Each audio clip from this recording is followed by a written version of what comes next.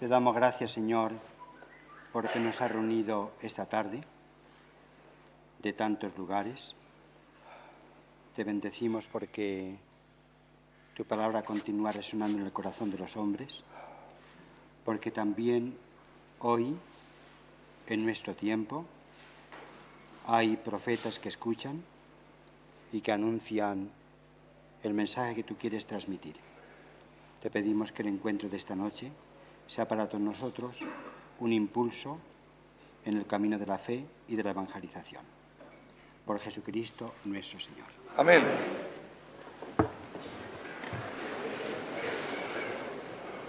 ¿Esto funciona? Hay que entenderlo, ¿no?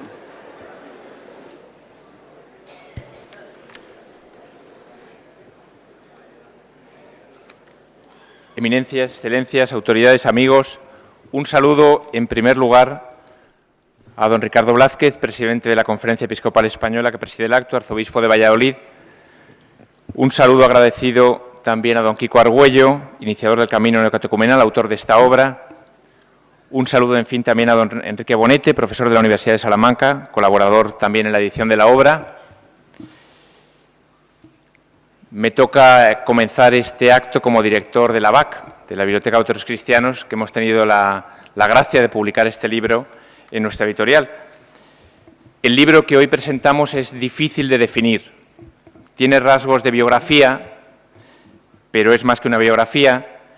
Se parece a un libro de pensamientos, pero lo que recoge no son solo pensamientos, sino que son sobre todo afectos del corazón, poemas, oraciones, momentos de gracia, también de sufrimiento, de vida. No es tampoco un libro de oraciones, aunque todo él respira oración. Tiene algo de sapiencial, un poco de esa herencia de los padres del desierto, con las célebres sentencias. Y tiene mucho de arte, del arte de vivir, del arte de sufrir, de las esperanzas de un apóstol. Es un libro, en fin, del todo personal, difícilmente encuadrable en un género literario y un libro que acogemos con gozo en la editorial. Un libro remite siempre a su autor, pero hay textos un poco más objetivos, ¿verdad?, que recogen, pues, casi se podría pasar por alto el autor en ocasiones, en algunos libros. En el caso de las anotaciones, el libro que presentamos hoy, es imposible separar el libro y el autor, el libro y la vida. En el arco de estos años, de 1988 a 2014, descubrimos al iniciador del Camino Neocatecumenal, Kiko Argüello.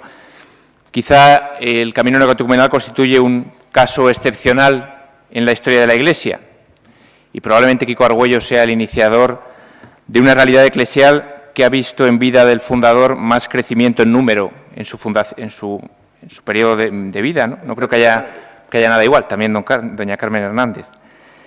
Es un texto que habla y un dato que habla de una fecundidad grande.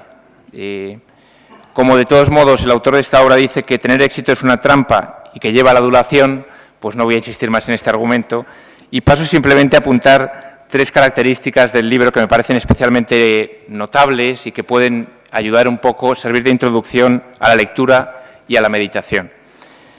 Me permito decir en primer lugar que es un libro profético. Voy a leer el número 189, que me impresionó vivamente. Dice así, dice: hemos visto que una bestia sale del abismo para luchar contra el Cordero. Tiene tres cabezas: el nacionalismo, la inculturación exacerbada y la ecología elevada a culto de la naturaleza. Estas tres cabezas se alimentan mutuamente y se yerguen contra la evangelización. Yo creo que lo propio de un profeta es siempre interpretar adecuadamente los signos de los tiempos, alumbrar el camino de vida que hace posible la esperanza y denunciar también los caminos que conducen a la muerte, es decir, que hacen imposible una vida cristiana. Creo que el libro de Kiko Argüello tiene mucho de estos rasgos. Es un libro, una palabra clave del libro es discernimiento, que es una palabra también clave del profeta, saber discernir, saber separar lo precioso de lo vil, según lo que le dice el Señor a Jeremías: si sabes separar lo precioso de lo vil, tú serás como mi boca. Bueno, pues en primer lugar creo que es un libro profético, en la clave profética del Antiguo Testamento y de la Biblia. En segundo lugar, creo que es un libro basado en la Sagrada Escritura. Hay unas 500 citas bíblicas, aparte de otras muchas alusiones y referencias indirectas. Es un libro que nace de la lectura asidua del texto sagrado, leído en la tradición de la Iglesia. Voy a leer también un texto fechado en Irlanda en el año 1994. Dice así: las Santas Escrituras, la Biblia, la Santa Palabra de Dios, son el arma que se nos da para hacer la vigilancia. Como el centinela no hace la guardia sin un arma con la que defender su puesto. Cuando las sombras te cercan, desenfunda el arma, saca la espada, la Biblia de plata de su funda de cuero y lee. Y las sombras retroceden, miles de demonios se retiran. En el nombre del Señor los venceré. Centinela, alerta está. De hecho, el mismo Kiko cuenta que los gitanos y los kinkis de Palomeras le reconocían por la guitarra, por la cruz, por la barba y por la Biblia, que eran los signos un poco, bueno, pues que le hacían reconocible en aquella época, ¿no? Lo cuenta él en el libro. Y en una de las catequesis resume la predicación diciendo: yo les hablaba de Dios y de la Biblia. Es un libro que anima a leer la Escritura, que anima a comprender y a convertir la Escritura en una clave de vida. Y por fin, y acabo, es un libro también de oración, nacido en la oración y para leerse en un ambiente, en un clima de oración. Y es mi experiencia personal que comparto de lectura del libro. No me parece un libro hecho para leerse de principio a fin, de corrido, sino que permite muchos itinerarios de lectura. ¿Qué es la oración? Y el libro de anotaciones responde: la oración es el combate cristiano. Y un poco más tarde dice: combate del cristiano, la oración.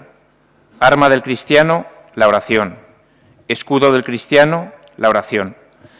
Por eso este libro también es un libro de combate. Es un libro donde descubrimos la lucha de un hombre que se debate entre sufrimientos y dificultades y cuya arma más importante, a la vista de lo que dice el libro, es la humildad. Más de 100 veces se repite la palabra humildad en el libro. Es casi como un leitmotiv de lectura de todas las anotaciones, ¿no? ¿Y qué es la humildad? Responde también el autor: ser uno en el uno. La humildad es esta unidad en el uno que vence al adversario, que es capaz de destruir todo lo que procede del enemigo. No me alargo más, simplemente era una pequeña introducción. Es una verdadera alegría publicar este libro en la BAC, acoger la obra de Kiko Argüello. Mi agradecimiento institucional se extiende al ámbito también de lo personal por este libro y quiero acabar por ello con un aliento a la valentía en estos tiempos complejos y a seguir adelante en el camino del testimonio de veracidad, de fe y de esperanza. Muchas gracias.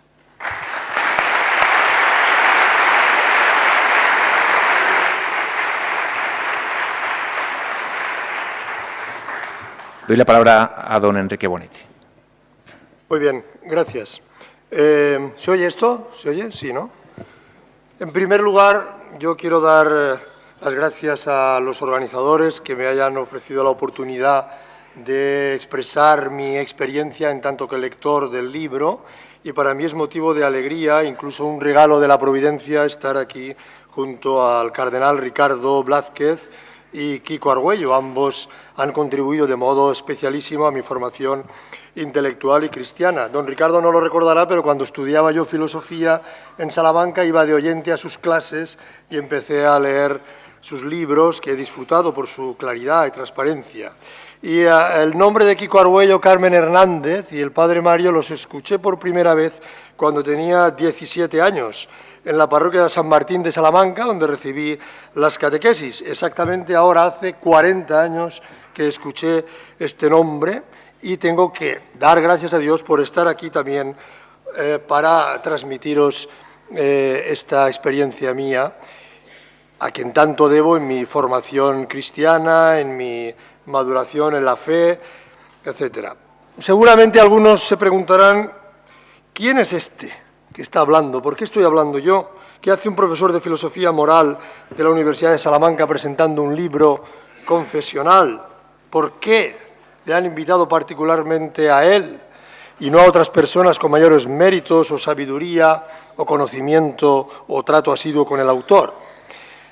Sinceramente, os digo que también es un acto providencial. De un modo, escribo un correo electrónico al padre Javier Sotil, que le mando algo que he escrito o que he publicado, no recuerdo, me contesta de un modo lacónico, como siempre, diciendo que está concentrado con Ezequiel Pasotti traduciendo el nuevo libro de Kiko al italiano.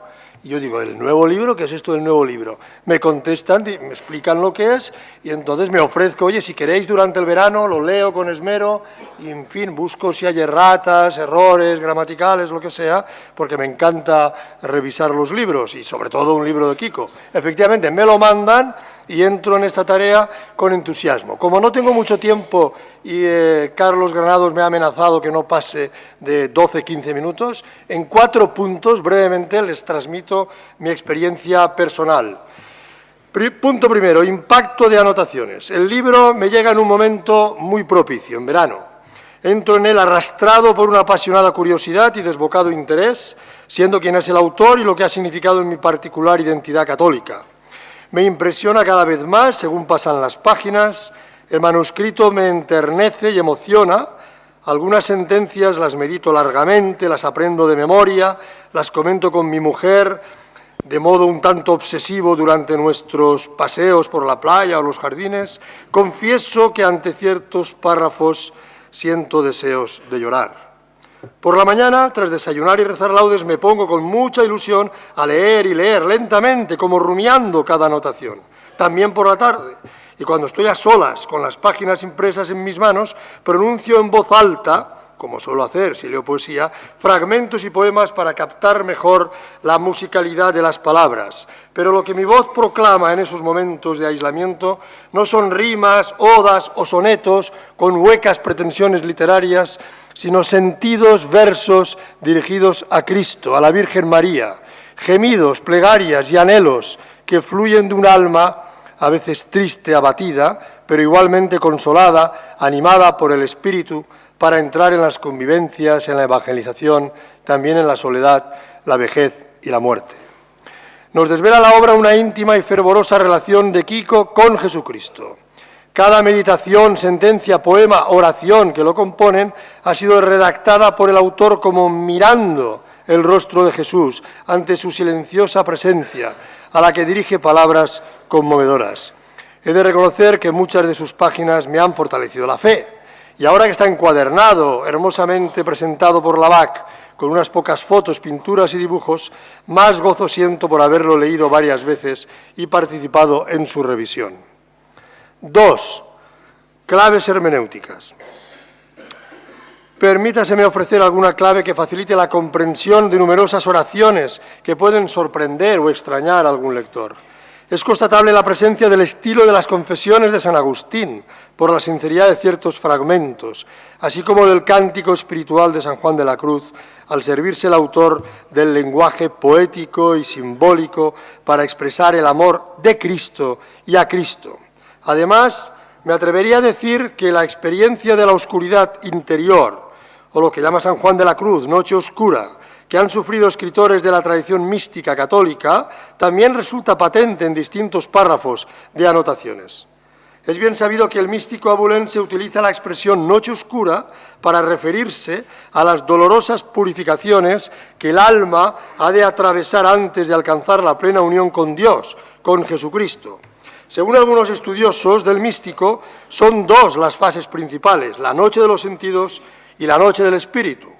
Me voy a centrar en la segunda, La primera es despegarse de las satisfacciones de este mundo y además experimentar que a pesar de todo uno está, por así decir, arrastrado por seducciones y actitudes mundanas. Pero me parece más interesante la noche del espíritu, que es un grado superior de oración y vida cristiana, que el alma es conducida por Dios a esa noche a fin de ser purificada de las profundas aspiraciones que tiene el sujeto orante.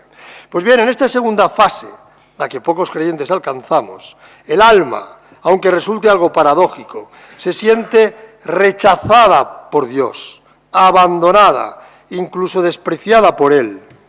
Y esta experiencia de aridez y reprobación puede llegar a ser tan intensa que el orante, en este caso Kiko, se percibe como olvidado por Cristo, indigno de su cercanía y misericordia, y así lo reflejan llamativos fragmentos de anotaciones. Aunque quiere entregarse totalmente a Jesús, el alma está convencida de que no es sincero su amor y por ello se considera cercana al infierno. merecedora de la condena eterna, por no haber correspondido a tantos dones recibidos sin mérito alguno. Lo expresa Kiko de modo persistente. Es en estos momentos cuando más se puede alcanzar un estrecho grado de unión con Cristo, y cuando la persona tocada por la gracia se convierte en purificado instrumento en las manos de Dios, a quien sirve, aunque constatando siempre una pesarosa inutilidad. Lo reitera el autor en varios momentos. Un buen número de anotaciones de Kiko desvelan tensa lucha interior, agudo sufrimiento espiritual, un alma que se autopercibe como totalmente indigna de la ternura del Señor. Muy cercano todo ello, creo, a lo que han experimentado relevantes místicos católicos a lo largo de la historia. 3.3. La humildad como núcleo. Tengo que reconocer que, en fin, me da un poquito de apuro explicarme aquí delante de Kiko, la verdad. Pero bueno, seguimos con la tarea. Por humildad. La humildad como núcleo. Tras lo que acabo de indicar, se puede entender mejor una de las constantes del libro, a las que ya ha hecho referencia Carlos Granado y don Ricardo Blázquez lo dice con suma claridad en el prólogo, que es la súplica de humildad. El autor reconoce con suma sinceridad la carencia de tan genuina virtud cristiana en su relación con Dios, con los demás y consigo mismo, los tres polos de la existencia humana. El gemido, oh santa humildad de Cristo, ¿quién te pudiera encontrar?, recorre de modo persistente varios lustros, constituye la cualidad principal de Cristo, al menos de la cristología subyacente en las oraciones de Kiko. El autor confiesa que en su propio corazón y en su tarea evangelizadora, aquella santa humildad está totalmente ausente, también en su relación con el prójimo, y por ello la mendiga con tanta insistencia. Un pequeño paréntesis, para explicarme un poco mejor. El mandamiento principal del judío y del cristiano no es otro que amar a Dios y al prójimo como a uno mismo. Tal estructura tripartita de la caridad cristiana, Dios, el otro y yo mismo, me sirvió hace meses de inspiración para organizar y redactar mi reciente obra Filósofos ante Cristo. Vamos, perdón por la autocita, pero... ¿Por qué? Porque allí distinguía entre... que me ha iluminado para interpretar el libro de Kiko. Allí distinguía entre ética suprapersonal, que es la ética derivada de la relación del hombre con Dios, ética interpersonal, que es el impacto que producen mis obras en el prójimo, y la ética intrapersonal es la incidencia que los actos que yo realizo producen en mi propia personalidad. Entonces, todo esto para enmarcar textos de filósofos ateos, agnósticos, judíos y creyentes en torno a la vertiente moral de Jesús de Nazaret. Pues bien, ahora me voy a servir de aquellos términos para interpretar, desde mi punto de vista, en fin, las tres dimensiones de la humildad diseminadas a lo largo de la obra de Kiko. Si uno lee con atención el libro, puede constatar que los reincidentes y dolorosos deseos de humildad, de modo explícito o implícito, son algo así como el tronco del que se extienden las ramas espirituales que se conectan a lo largo de los más de 500 números que suman las brevísimas o largas anotaciones. Por un lado, como ya he apuntado, la santa humildad es el atributo cristológico más relevante, invocada a modo de oración y gemido, lo cual podría ser denominado anhelo de humildad suprapersonal, la humildad como la humildad de Cristo. En segundo lugar, reconoce Kiko su falta de amor a los demás, conciencia de mantener relaciones con el prójimo basadas en la hipocresía, el menosprecio o el juicio, por lo que él suplica continuamente la humildad que podríamos llamar interpersonal para las relaciones con los demás. Y por último, cuando el autor penetra en lo más interior de su alma, confiesa que carece de las virtudes cristianas, y entre ellas la principal, la más genuina, la humildad para aceptar las propias limitaciones, debilidades y pecados. Y este anhelo podría ser denominado humildad intrapersonal, para aceptarse uno a sí mismo, para aceptar a los demás, para recibir el don de la humildad de Cristo. Pues bien, a mi juicio, aquí se encuentra el núcleo espiritual del libro. Cristo es el humilde, en tanto que siendo Dios no retuvo ávidamente su dignidad, sino que se ha acercado a cada persona muriendo en la cruz, mostrando su infinito amor al pecador y en concreto al propio Kiko. Es la santa humildad de Cristo la afirmación cristológica sustancial, a mi juicio, de la que emanan la mayoría de las meditaciones, oraciones, plegarias y poemas. Punto 4. Vamos avanzando. Lo mejor. Lo mejor. Solo me resta recomendar encarecidamente a los presentes que leáis Anotaciones. Es un libro que hay que leer.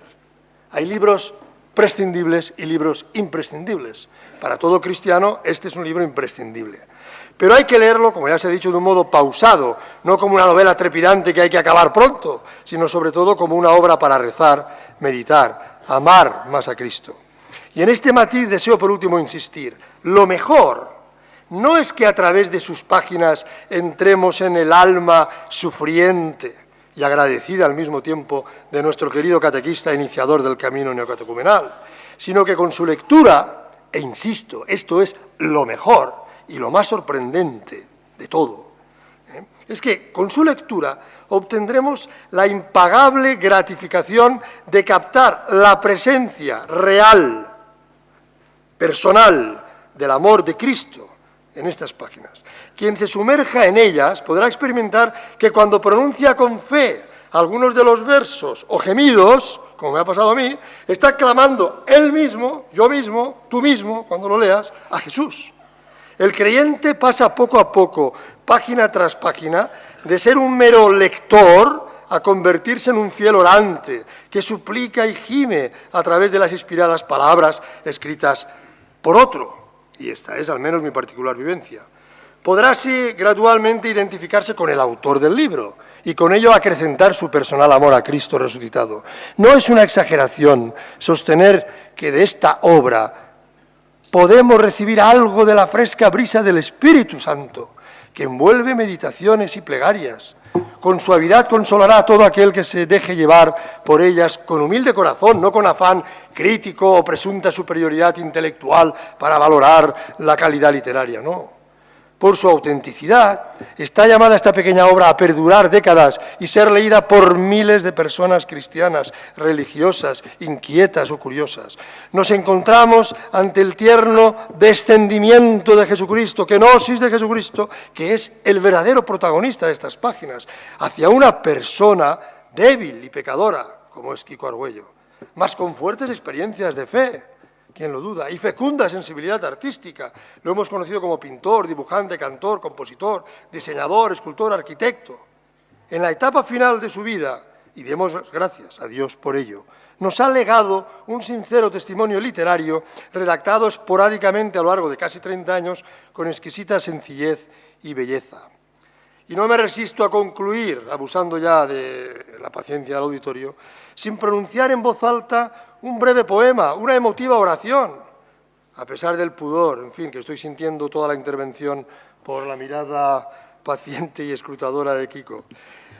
Me atrevo, escrutadora entre comillas, en fin, me atrevo a leer, con su permiso, los versos del número 489, que me apropio en esta ocasión. Los dirijo ahora y aquí a Jesucristo, con el propósito, una vez más, de que se apiade también de mí, que no me abandone. Os leo este breve poema. Cómo quisiera decirte que te quiero, cómo quisiera. Y en este caminar entre dolencias, ¡ay! Cómo me es difícil el vivir. No te vayas de mí. ¿Dónde estás, que no te siento? ¿Por qué te fuiste y me dejaste solo? Cómo quisiera decirte que te quiero. Muchas gracias.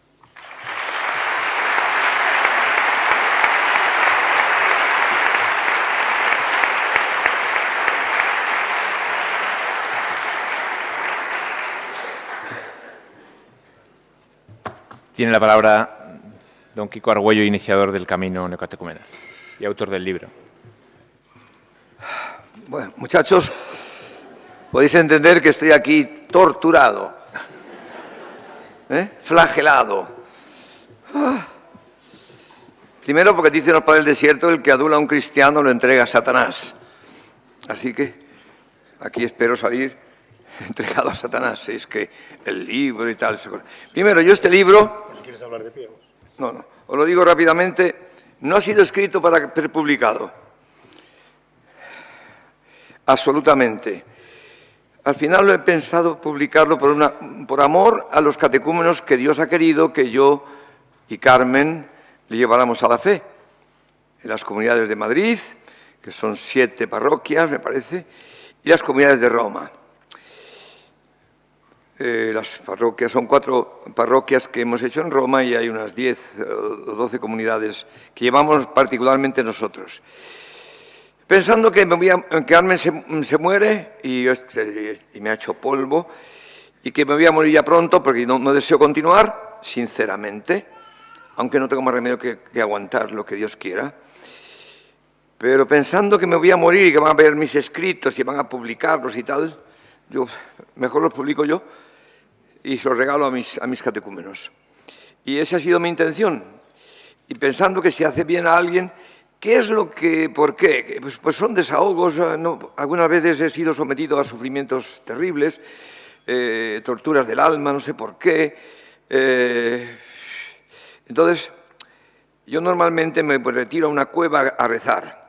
Voy a la cueva, en Murcia, a la Sierra de Moratalla, una gruta, y allí me llevo un cuaderno y le digo y escribo lo que puedo, diciendo, Señor, ten piedad de mí, estoy hasta el gorro, estoy hecho polvo, mi relación con Carmen, con todo, bueno, toda una situación así, y le pido ayuda como puedo. Bien, esto que he escrito así como un desahogo y de una manera, pues al final he pensado, como un regalo, dárselo a mis catecúmenos. ¿Qué ha pasado? Pues no sé, nunca pensé publicarlo, pero lo leyeron Sutil y Ezequiel, estos cuadernos, no sé cómo les di, a ver qué, y me dijeron, oye, esto haría bien a los hermanos, profundamente, que vean cuál es tu espíritu de catequista, etcétera, ¿por qué no lo publicas? Entonces pensé lo que me dijo una vez un sacerdote anciano, Kiko, no dejes nunca de hacer el bien por miedo a la vanidad, porque eso viene del demonio. Entonces, si sabiendo que esto es puede uno pensar que soy un vanidoso, que me creo un santo, entonces ese follón horrible. Bueno, pero lo ofrezco a Jesucristo, sinceramente, pensando que quizá pues, estas páginas pueden hacer bien. Me ha sorprendido lo que ha dicho el Carlo Bonete, no pensé que le iba a hacer tanto bien o que le iba a ayudar de esa manera, etcétera. Yo si lo leo, os digo sinceramente que me da vergüenza. Me da vergüenza leerlo, no lo leo, absolutamente. Algunas me gustó una vez que decía uno, soy un hipócrita, soy un payaso, ¿cómo se dice? Un payaso, que dice y no hace. Así comienza una frase que es publicada en el ABC refiriéndose al libro. Pues sí, sentimientos profundos de total inutilidad, de que Dios ha hecho tantos milagros,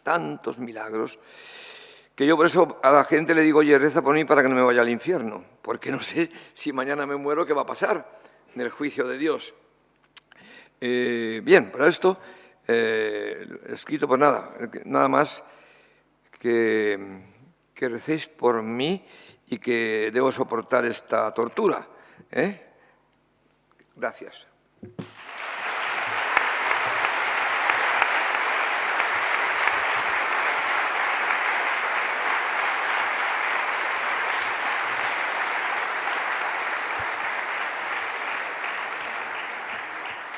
En Italia me ha sorprendido que la empresa, una editorial muy importante, le ha gustado muchísimo el libro y le ha pedido al cardenal Müller, prefecto de la Doctrina de la Fe, que presente el libro el 25 de noviembre. Y también han invitado a un ministro, etcétera. Digo, bueno, no sé. Y también la Mondadori, y han dicho que este libro puede hacer mucho bien, no a los del camino, sino a los ateos, a los que no creen en Dios. Comunistas. Entonces me han pedido una entrevista para la República, o sea, que me están armando un follón y no tengo más remedio que crucificarme.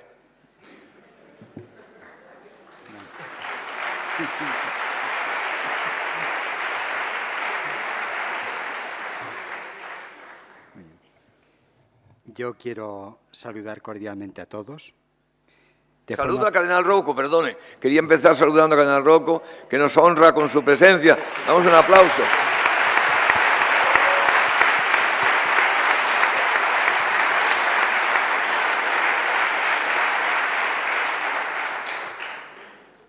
Me alegro de que Kiko haya saludado especialmente al cardenal Rocco, porque yo lo pensaba hacer y lo hago también.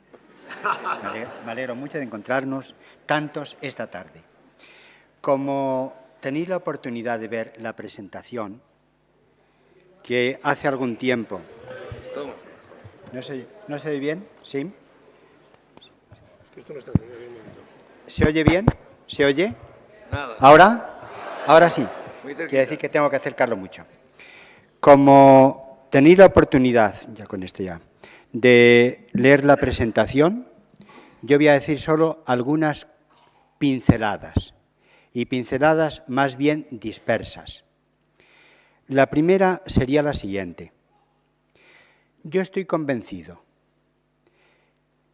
que Dios también nos envía hoy mensajeros en su nombre. Recordáis que cuando apareció el profeta Samuel, entonces dice el texto sagrado que la palabra era rara. Y cuando aparece nuestro Señor, ya desde hacía tiempo, no solo era rara, sino que se hablaba del silencio de Dios. Sin romper el silencio de Dios, también hoy hay profetas en su nombre, que desde la acogida de la palabra, pasada también por la vida con todo lo que lleva consigo, de gozos, de incertidumbres, de sufrimientos, de agradecimientos, esta palabra nos va llegando. A mí me parece que es una oportunidad para que en nuestra situación, en la situación de nuestra cultura, de nuestro mundo, de nuestra sociedad, agradezcamos a Dios el que hay también profetas. Como todos sabemos, la asamblea del próximo sínodo de los obispos tiene por tema jóvenes, fe y discernimiento vocacional. Y en este sentido hay que reconocer que el camino neocatecumenal es muy abundante. Y además solo se llega a decir sí a Dios en la vocación personal de cada uno después de haber recorrido y siempre un camino de fe. En este sentido, la vocación al matrimonio cristiano, fundamental. Al ministerio presbiteral, fundamental. A la vida consagrada solo se hace en el itinerario de la fe. Hoy nos damos cuenta con mayor claridad que en otros momentos que si no hay un recorrido de la fe, no prende en el corazón, no se escucha la llamada del Señor. En este sentido yo me alegro mucho de que la asamblea próxima del sínodo sea sobre los jóvenes y aquí el camino neocatecumenal tiene una experiencia muy importante. Así como en nuestras parroquias, en tantos lugares, las edades participantes están muy descompensadas, no así en las comunidades neocatecumenales. Es evidente que si ya lleva una comunidad 45 años de recorrido, pues ya no tiene ninguno de ellos 25. Eso ya se comprende. Pero hay una presencia de jóvenes en el camino que es muy importante. Otra indicación que quería hacer es la siguiente. Yo creo que este libro tiene un doble trasfondo histórico y biográfico. Y cuando se conoce el recorrido del camino neocatecumenal, que ya lleva muchos años, ya se ha desplegado como camino de iniciación cristiana. Eso que el concilio pidió, lo encontramos bien desplegado ya. Entonces, el camino neocatecumenal, su historia, su recorrido, está presente en este libro. Y también está muy presente, quizá esto habría que ponerlo con comillas, también la biografía de Kiko Creyente, con sus luchas, con la vocación que junto con Carmen, esta tarde la recordamos también, que el Señor le conceda el premio a sus trabajos. Ella participó en los duros trabajos del Evangelio.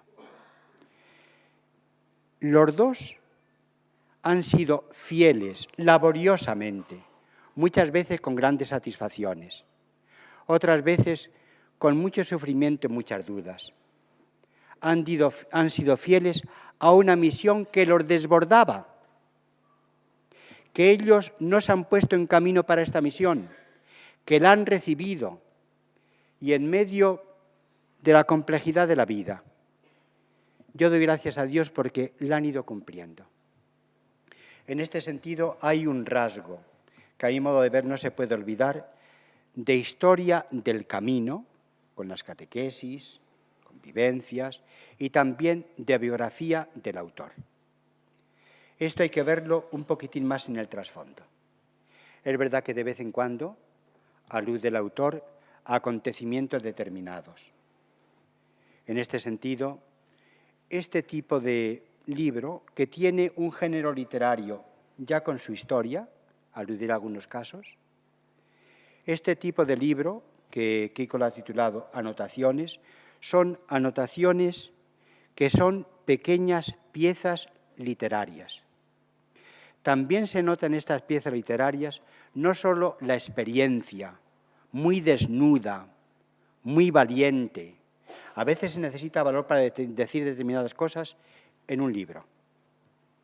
Aparece esa experiencia viva, después, por ejemplo, de una convivencia, después de un encuentro con un obispo en que les ha ido regular, después de la dificultad por una comunidad porque no termina de tirar adelante, después de fusiones de comunidades porque por lo que sea, lo que en el texto de la segunda Timoteo, que leíamos antes de ayer en la celebración, en la fiesta de San Lucas, pues tal se marchó, el otro me ha dejado solo, tráete el capote que me hace frío y lo necesito, vente con los pergaminos. También esta calidad de relación humana también aparece aquí. En este sentido, es un libro de reflexiones a partir de un acontecimiento, el que sea, de una experiencia personal, en este caso de Kiko, de una convivencia. Son como aldabonazos espirituales de anuncio del Evangelio, también de clamor por la situación de postración en que se encuentra el autor, también de denuncia. Hay tres palabras que están emparentadas etimológicamente, que es bueno que las pongamos en relación. La palabra anuncio, la palabra denuncia y la palabra renuncia. El Evangelio siempre es anuncio de buenas noticias. Dios existe y nos quiere. Pero no es automática la recepción del Evangelio. Requiere una conversión. Y para aquellos que se atraviesan en el camino de los hombres y ni entran ni dejan entrar, nuestro Señor tiene las palabras de denuncia más duras. Son este tipo de reflexiones que aparecen aquí en el libro, son interpelaciones también llamadas a la esperanza,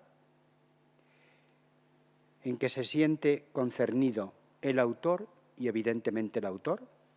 A veces son confidencias muy atrevidas, se necesita valor para hacerlas, brotan del alma, no tiene en absoluto este escrito nada de cáscara y nada de sí pero no te creas. Es muy entero. Aquí aparece exponiéndose, no solo escribiendo, sino exponiéndose el mismo autor a los lectores. Es un libro biográfico, no es un libro doctrinal. Todas las catequesis de Kiko no son doctrinales, tienen también evidentemente contenidos de transmisión del Evangelio, del credo, de los sacramentos, pero llevan siempre una marca inconfundible de experiencia, de interpelación, de anuncio y de llamada. De este estilo son estos pensamientos que encontramos aquí. Unas veces son una especie como de himnos, otras veces medio de salmos. Son súplicas ardientes, no mansas, ardientes. Kiko siempre habla con ardor. Ardientes. A veces son oraciones vibrantes a Dios. Es un libro, yo que estoy convencido, que merece la pena ser leído. Ser leído no de seguido. Se va degustando poco a poco. No leamos muchos pensamientos seguidos, sino llega un momento en que la exquisitez de la comida terminas tragando. Hay que leerlo despacio.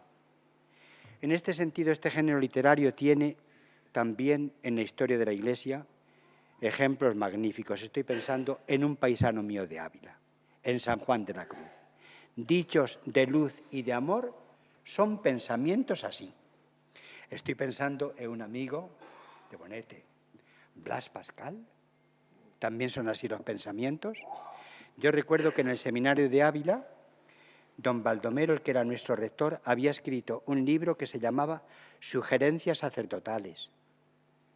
José María Javierre, que en paz descanse ya, ha recogido pensamientos preciosos de la fundadora de las Hermanitas de la Cruz, de Sor Ángela de la Cruz, preciosos. Seguramente el más difundido y el más famoso es Camino, de Escrivá de Balaguer, son muchos. Desde un punto de vista formal, diríamos, este libro podemos situarlo en esa serie de libros, pero después cada libro tiene su propio interés, su autor, y aquí en este sentido Kiko se transmite entero, teniendo en cuenta el recorrido del camino neocatecumenal. Hay otra cosa, y con esto quiero terminar porque tenéis la oportunidad de verlo si no lo habéis visto ya. Hay otra cosa que sí quiero también subrayar, que expresa los llamados por el Señor para cumplir una misión. El Señor no les promete una vida fácil. Va a estar con ellos, pero va a estar con ellos en el gozo y en la tribulación. También como cuando Elías, camino del monte Horeb, se siente cansado de la vida, dice: Señor, yo no valgo más que mis padres, ya basta. Durmió, reposó, y un ángel le llevó un jarro de agua y un pan cocido. Volvió a dormir y ya pudo caminar. El Señor siempre acompaña a sus enviados, les pone las palabras en sus labios, les acompaña en la tribulación, les da también como rostro de hierro para afrontar las dificultades. En este sentido, y con esto termino, leyendo un parrafito de la introducción. El miedo precede ordinariamente a una convivencia difícil, a una convocatoria, a un viaje, a una visita que tienen que hacer, que han tenido que hacer, que tiene que hacer Kiko ahora ya. Sigue la acción de gracias a la actuación victoriosa de Dios. No sabe uno si es más importante la situación de fragilidad que se experimenta cuando se afronta una tarea o también de acción de gracias después de cumplida la misión. Es muy importante en este libro. ¿Es consciente el autor de que Dios no interviene? Si Dios no interviene, todo sería un fracaso. Todo. Porque hay una inadecuación radical entre el instrumento personal, siempre deficiente. Y no podemos esta deficiencia, digamos, pronunciarla como por retórica. Existencialmente deficiente. Y la promesa de Dios. El autor subraya su abrumadora fragilidad y la obra realmente imponente del Señor. Las dos cosas. Las dos cosas. La sorpresa por la actuación de Dios en 1000 lugares y en 1000 celebraciones es precedida por la convicción sincera de la propia debilidad, de la confianza en Dios suplicada en ocasiones a gritos y de la exultante acción de gracias que le sigue. Estos pensamientos leídos sin prisa, meditados, según requiere el tiempo. Dan que pensar, dan que rezar y dan que admirar. Por eso a mí me parece que seguramente para personas que dicen, Dios, uy, eso es de hace tiempo. Esa palabra y esa realidad ya está rebasada por la historia. Seguramente les pone una pregunta muy vibrante, porque también es bueno que los que dudan de Dios también duden de sus dudas. También es bueno, ¿eh? Que ellos también las tienen. No pensemos que los ateos están absolutamente seguros en sus convicciones. Si nosotros como cristianos tenemos interrogaciones que proponemos en la oración ante Dios, le comunicamos ante Dios, también los ateos, que duden de sus dudas o de sus negaciones. Yo recomendaría lo siguiente, y con esto ya termino.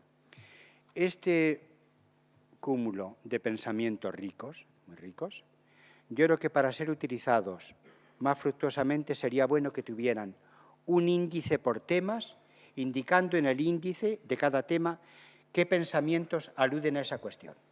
Por ejemplo, ha indicado, por ejemplo, de la humildad. Yo también me había advertido de esto. Pero si de la humildad encontramos 25 puntos, que todos sepamos, al ver la palabra humildad, a qué número nos referimos. Yo creo que sería una buena utilización, facilitar la utilización. Muchas gracias, Kiko, y muchas gracias a todos.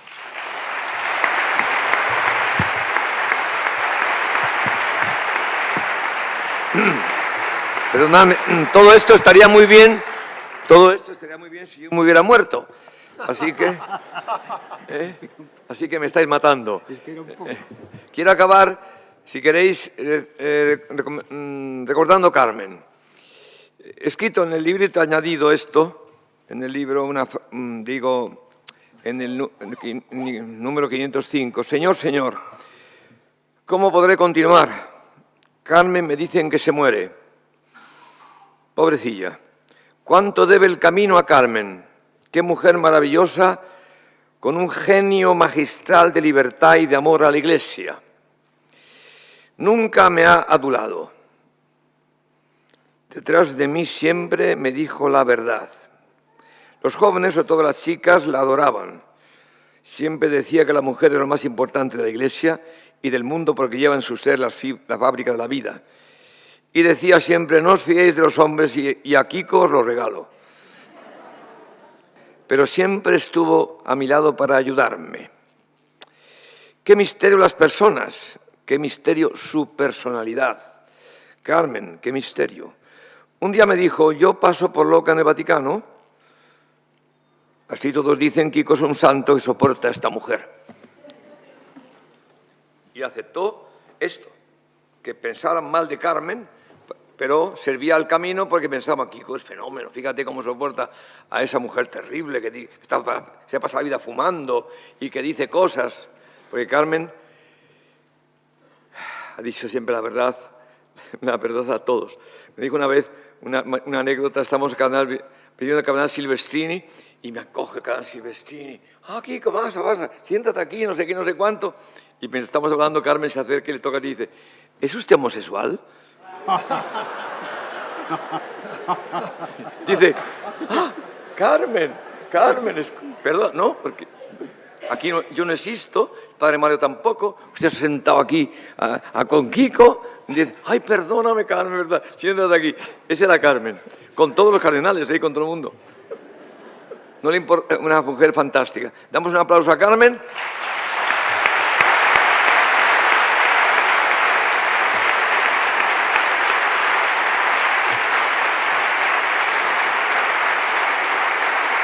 Muchas gracias. No obstante todo lo que han dicho, yo lo soporto porque si os hace bien, si esto hace bien a alguien, ya está pagado todo. Si a algún hermano esto le ayuda a acercarse más a Jesucristo, a rezar, etcétera, pues ya esto, tengo que soportar esto y mucho más, si es que yo amo a los demás. Y gracias a Bonete, gracias señor cardenal, gracias a vosotros, y acaba tú si quieres, o quién acaba. Pues acabamos dando gracias. Primero a la Fundación Pablo VI por acogernos en este lugar, que creo que es de recibo, Luego a su eminencia, a Kiko, a don Enrique, que ha venido aquí desde Salamanca, a su eminencia don Antonio, que nos acompaña, don Antonio María, y a todos los que estáis aquí, pues muchas gracias por venir. Yo no sé si hay algo que añadir. Padre nuestro. Padre nuestro. Ahora manda una oración del Padre Nuestro, la rezamos. Y la bendición. Y después la bendición, que no falte nada. Nos dirigimos ahora, animados por el Espíritu, para invocar a Dios nuestro Padre. Padre nuestro que estás en el cielo, santificado sea tu nombre, venga a nosotros tu reino.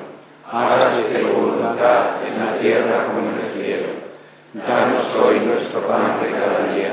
Perdona nuestras ofensas, como también nosotros perdonamos a los que nos ofenden. No nos dejes caer en la tentación y líbranos del mal. Amén. Saludamos también a Santa María la Virgen, que dijo sí a Dios.